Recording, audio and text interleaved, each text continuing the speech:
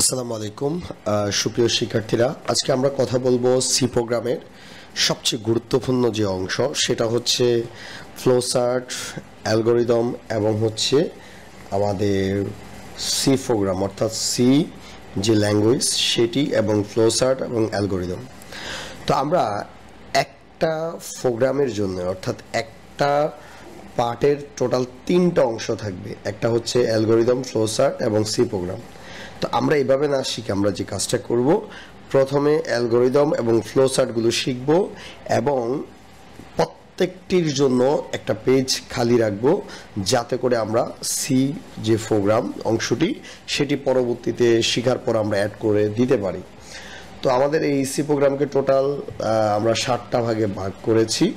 একটা হচ্ছে পার্ট 1 যেখানে যোগ, বিয়োগ, গুণ, ভাগ, গড় ইত্যাদি নিয়ে আলোচনা করা হয়েছে এবং পরবর্তীতে রয়েছে টেম্পারেচার, যেমন সেলসিয়াস থেকে ক্যালভিন কিংবা ক্যালভিন থেকে ফারেনহাইট। এই টেম্পারেচারের পরিবর্তনগুলো রয়েছে পার্ট 2তে এবং পার্ট 3তে হচ্ছে ক্ষেত্রফল রিলেটেড, ত্রিভুজ, তারপর হচ্ছে সমকোণী ত্রিভুজ, সমবাহু, বিষমবাহু, ট্রাপিজিয়াম এবং যত প্রকার ক্ষেত্রফল রয়েছে। আর পার্ট 4-এ হচ্ছে আমাদের যেটা রয়েছে সেটা হচ্ছে কন্ডিশন, অর্থাৎ একটা কন্ডিশনের সাহায্যে, যেমন দুইটার মধ্যে এটা বড় না ওইটা বড়, এটা কি জোড় না বিজোড়, ধনাত্মক না ঋণাত্মক, তো জাস্ট একটা কন্ডিশন। তো এরপরে হচ্ছে আমাদের তোমার এটা হচ্ছে লসাগু, গসাগু, লিপ ইয়ার, এরপরে হচ্ছে আমাদের ধারা এবং সর্বশেষ হচ্ছে মাল্টিপল আকারে বিভিন্ন সংখ্যা বা ডিজিট বা লেখা ডিসপ্লেতে প্রদর্শন করা। তো এখন আমরা যেটা নিয়ে কথা বলবো আসলে আজকে সেটা হচ্ছে পার্ট 1। তো আমরা দেখতে পাচ্ছি পার্ট 1-এ রয়েছে যোগ, বিয়োগ, ভাগ, গুণ, গড় এবং যোগ একসাথে। তো চলো আমরা কথা না বাড়িয়ে আমরা মূল কাজে চলে যাচ্ছি। এখন আসি আমাদের মূল অংশ, যে অংশটি হচ্ছে আমাদের ফ্লোচার্ট করার জন্য প্রথমে আমাদের এই 6টা চিত্রকে খুব ভালোভাবে মনে রাখতে হবে। আমাদের মেন বইয়ে অনেকগুলো চিত্র রয়েছে, বাট আমাদের আসলে এতগুলো চিত্র মনে রাখার কোনো প্রয়োজন নেই। তো এখন আসি, প্রথমটা আমরা দেখতে পাচ্ছি যেটাকে দেখতে অনেকটা ডিমের মতো মনে হচ্ছে বা ডিম্বাকার। এই ডিম্বাকারের এই চিত্রটা কখন ইউজ করব? যখন কোনো প্রোগ্রাম শুরু অথবা শেষ করব। এরপরে দেখতে পাচ্ছি বৃত্তের কাজটা কখন? যখন কানেকশন করব, অর্থাৎ একাধিক দিক থেকে এসে একটা জায়গায় মিলিত যখন হবে তখন আমরা এখানে এই কানেক্টর বা বৃত্তটা ব্যবহার করব। এরপরে দেখতে পাচ্ছি আমাদের সামান্তরিক। এই সামান্তরিকটা কখন ইউজ করব? ইনপুট গ্রহণ এবং আউটপুট যখন প্রদর্শিত করব তখন আমরা এটা ব্যবহার করব। এরপরে দেখতে পাচ্ছি আমাদের আয়তাকার ক্ষেত্র। আয়তাকার ক্ষেত্র হচ্ছে প্রসেসিং। প্রসেসিং জিনিসটা কি আবার একটু বলি। প্রসেসিং মানে হচ্ছে, যেমন ধরো আমি যোগ করতেছি, যোগটা একটা প্রসেসিং, কিংবা বিয়োগ করতেছি কিংবা গুণ করতেছি, এটা একটা প্রসেসিং। ভাগ একটা প্রসেসিং, অর্থাৎ কিংবা কোনো সূত্র প্রয়োগ করতেছি, মানে সূত্র যে প্রয়োগ করে, যেমন ধরো ক্ষেত্রফলের সূত্র প্রয়োগ করলাম, যেই কোনো সূত্র প্রয়োগ, এই সূত্র প্রয়োগটাও আমার হচ্ছে এই প্রসেসিং ধাপের আওতায়। প্রসেসিং ধাপটা কেমন এটা দেখতে হচ্ছে আয়তাকার আকৃতির। এরপরে হচ্ছে বর্গ। তো এই বর্গটা হচ্ছে আসলে সোজাসুজি বর্গ না, আমরা যেমন বর্গ আঁকি একদম এভাবে, বাট এটা বর্গই কিন্তু এটা একটু অ্যাঙ্গেল করে বাঁকানো আর কি, এটাকে আমরা কৌণিক আকারে বা কোনাকুনি বর্গ বলতে পারি। এটা হচ্ছে কন্ডিশন বা প্রশ্ন করার ক্ষেত্রে, ধরো কাউকে প্রশ্ন করব, সেক্ষেত্রে আমাদের এই তোমার চিত্রটি ব্যবহার করা হয়। তার মানে এই 6টা চিত্র, এরপর এগুলো হচ্ছে প্রবাহ বা ডিরেকশন দেওয়ার জন্য কোন দিক থেকে কোন দিকে গিয়েছে। তার মানে ওভারঅল এই 6টা চিত্র দিয়ে আমাদের সকল প্রোগ্রামিংয়ের কাজ। তো আমি বলবো এই চিত্রগুলো একটু ভালোভাবে খাতায় লিখো এবং কোনটার কাজ কখন সেটা মনে রাখবা। তোমরা ভুল করেও, ধরো তুমি করতেছো দুইটা সংখ্যার যোগ, যেমন ধরো যোগফল s = a + b, কিন্তু তুমি দেখা গেছে যে লিখে রাখছো সামান্তরিক, তাহলে তো হবে না। আবার তুমি যখন ইনপুট গ্রহণ করবে তখন তুমি লিখে রাখবে দেখা গেছে আয়তাকার ক্ষেত্র, তখন তো হবে না। এই জন্যই আমাদের চিত্রগুলো সম্পর্কে একটু স্বচ্ছ আইডিয়া থাকতে হবে। তো দেখলাম, এখন দেখতে পাচ্ছি যে আসলে এটা কিভাবে কাজ করেছে। যেমন দেখো, আমরা শুরুতেই প্রোগ্রামটাকে স্টার্ট করেছি, তো আমরা জানি স্টার্ট করার জন্য ডিম্বাকৃতি নিতে হয়, যার জন্য আমরা ডিম্বাকৃতি নিয়েছি। এরপরে কাজটা কি, ইনপুট গ্রহণ। ইনপুট গ্রহণের জন্য আমরা জানি সামান্তরিক চিত্রটা নিতে হয়, যার জন্য সামান্তরিক চিত্রটা নিয়েছি। এরপরে হচ্ছে আমরা কি করছি, যোগ করছি, দুইটা সংখ্যা যোগফল নির্ণয়। তো যোগের ইংরেজি কি, সামেশন, যার জন্য আমরা যোগফলকে সাম দ্বারা লিখছি।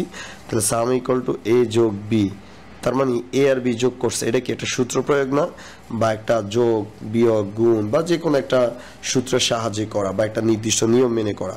এই সূত্রের সাহায্যে যে কোনো কাজ হইলে আমাদের অবশ্যই কি কাজ করতে হবে, আমাদের আয়তাকার ক্ষেত্র দিয়ে করতে হবে, যেটা আমরা এখানে করেছি। এরপর এ এবং বি এই দুইটার যোগফল হচ্ছে সাম। এই সামকে আমি প্রদর্শিত করছি, অর্থাৎ প্রিন্ট, এটা আউটপুট প্রদর্শিত করছি।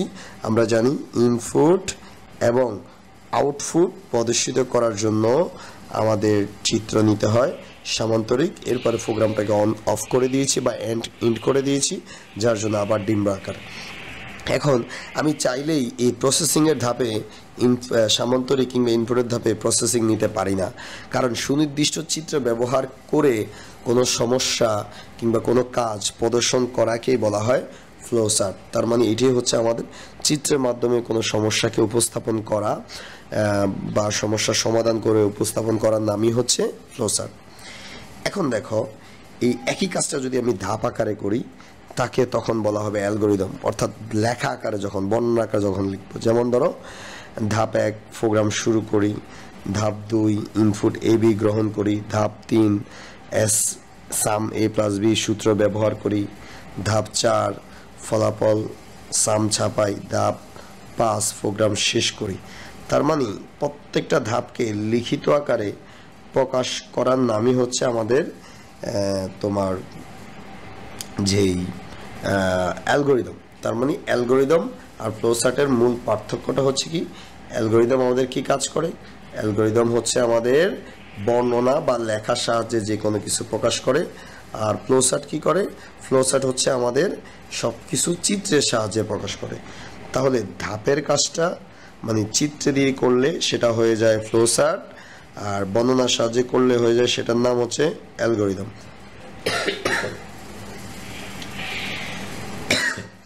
তো আশা করি আমরা দুইটা সংখ্যার যোগের ফ্লোচার্ট এবং অ্যালগরিদমটা বুঝতে পেরেছি। এরপরে তোমরা সি প্রোগ্রামের জন্য এক পেজ খালি রাখবে, যেটা আমরা একদম সবার শেষ সি প্রোগ্রামটা শিখব। এরপরে দেখতে পাচ্ছি দুইটা সংখ্যার বিয়োগ। বিয়োগের ইংরেজি কি, বিয়োগের ইংরেজি হচ্ছে সাবস্ট্রাকশন, যার জন্য আমরা বিয়োগ ফলকে সাব দ্বারা প্রকাশ করছি। তো এখন আসি এই যে বিয়োগ ফল। তো দুইটা সংখ্যা আমরা নিয়েছি, একটা হচ্ছে ধরে নিলাম এ এবং আরেকটা হচ্ছে বি। প্রথমে প্রোগ্রামটাকে অন করতে হবে বা স্টার্ট করতে হবে, যার জন্য আমরা ডিম্বাকার চিত্র নিয়েছি। এরপরে ইনপুট আমরা এ বি দুইটা সংখ্যা নিব। এখন যেহেতু দুইটা সংখ্যা যে কোনো কিছু হইতে পারে, সেজন্য আমরা চলক নিয়ে কাজ করব। তো একটা সংখ্যা হচ্ছে এ আর একটা হচ্ছে বি। ইনপুট যেহেতু গ্রহণ করব, তার মানে এখানে সামান্তরিক চিত্রটা আঁকতে হবে। এরপরে হচ্ছে দুইটা সংখ্যা বিয়োগ করব। তো আমরা জানি বিয়োগের জন্য একটা সূত্র প্রয়োগ করতে হয়, যেটা হচ্ছে এ মাইনাস বি। এটা একটা বলতে পারো একটা নির্দিষ্ট সূত্রের সাহায্যে করা বা একটা নিয়ম মেনে করা। এই জন্য আমাদের এখানে কি ব্যবহার করা হয়েছে, এখানে আমাদের আয়তাকার ক্ষেত্র ব্যবহার করা হয়েছে। এবং এরপরে আমাদের এই এ এবং এ মাইনাস বি এর যে বিয়োগফল, এই বিয়োগফলটাকে আমরা কি দ্বারা প্রকাশ করছি, সাবস্ট্রাকশনের চাপ দ্বারা। এই জন্য আমার ফলাফল চিত্রে প্রদর্শিত হবে প্রিন্ট সাব। এরপরে প্রোগ্রাম শেষ করি। তো এই জিনিসটাকে যদি আমরা ধাপ আকারে প্রকাশ করি, প্রোগ্রাম শুরু করি, ইনপুট এ বি গ্রহণ করি, এবার সাব এ মাইনাস বি সূত্র প্রয়োগ করে বা ব্যবহার করি বা প্রয়োগ করি, ফলাফল সাব ছাপাই, এরপরে প্রোগ্রাম শেষ করি। তো অনুরূপভাবে আমরা যদি দেখি তোমার গুণের ক্ষেত্রে, তবে একটু মনে রাখতে হবে, আমরা যখন স্বাভাবিকভাবে যখন বুঝবো এ গুণ বি, সি প্রোগ্রামে সেটাকে এই ক্রস গুণ দ্বারা প্রকাশ করা হয় না। সি প্রোগ্রামে সেটাকে লেখা হয় এ স্টার বি, এ স্টার বি, অর্থাৎ আমরা যেটাকে গুণ ক্রস বুঝবো বা গুণ বুঝবো, সি প্রোগ্রাম সেটাকে স্টার বুঝে। ঠিক আছে, ওকে ফাইন। জাস্ট ওই আগের মতোই গুণের ইংরেজি হচ্ছে মাল্টিপ্লিকেশন, এই জন্য আমি গুণফলকে MUL দ্বারা প্রকাশ করছি। আর এখানে গুণের চিহ্ন না দিয়ে স্টার চিহ্ন কেন দিয়েছি আশা করি বুঝতে পেরেছি। তাহলে ধাপ 1 আমরা প্রথমে প্রোগ্রামটাকে শুরু করে দিয়েছি। ধাপ 2 যেখানে আমরা ইনপুট দুইটা সংখ্যা নিয়েছি। ধাপ 3 আমরা এটাকে গুণ করেছি। ধাপ 4 ফলাফল প্রদর্শিত করেছি। ধাপ 5 শেষ করে দিয়েছি। আর কখন কোন চিত্র হবে এটা আশা করি ইতিপূর্বে আমাদের বলা হয়েছে। সেম নিয়মে আমরা ভাগ করব, তবে মনে রাখতে হবে যে আমরা যখন A ভাগ B এভাবে বুঝি, কিন্তু সি প্রোগ্রামে আমাদের A ভাগকে লিখতে হবে অবলিক আকারে। অবশ্যই ভাগকে ভাগ আকারে লেখা যাবে না, অর্থাৎ A ভাগ B এটাকে এইভাবে লিখতে হবে। ঠিক আছে, যেমনটা আমরা A ভাগ B কে আমরা লিখেছি ডিভাইডেড বাই, ভাগের ইংরেজি, যার জন্য আমরা DIV দ্বারা প্রকাশ করেছি ভাগফলকে। তো সেম ধাপ 1 প্রোগ্রাম শুরু করার চিত্রটা কেমন, ডিম্বা আকার। তারপর হচ্ছে ধাপ 2 ইনপুট গ্রহণ করি। ইনপুট গ্রহণ করার চিত্র কেমন, সেটা হচ্ছে সামান্তরিক আকার, এবং ভাগ করা একটা ফর্মুলা মেনটেন করতে হয়েছে। ওই ফর্মুলার কারণে বা প্রসেসিংয়ের কারণে এটা আয়তাকার ক্ষেত্র। এরপরে হচ্ছে ফলাফল, ভাগফলকে DIV দ্বারা প্রকাশ করছি, এই জন্য প্রিন্ট ডিভ। এরপরে প্রোগ্রামকে আমরা শেষ করে দিচ্ছি। সেমভাবে আমরা যখন দুইটা সংখ্যার গড় বের করব, গড় বা অ্যাভারেজ, সেখানেও আমরা একই কাজ করেছি। তো আমরা জানি যে A প্লাস B ভাগ 2 এটাকে সি প্রোগ্রামের ভাষায় ভাগ আকারে লেখা যায় না, যার জন্য আমরা A প্লাস B অবলিক আকারে লিখেছি। ঠিক আছে, জাস্ট এই কাজটাই করেছি। অ্যাভারেজের সংক্ষিপ্ত ফর্ম আমরা ফলাফলকে ABRG দ্বারা প্রকাশ করছি, যার জন্য সেটাই প্রিন্ট হয়েছে।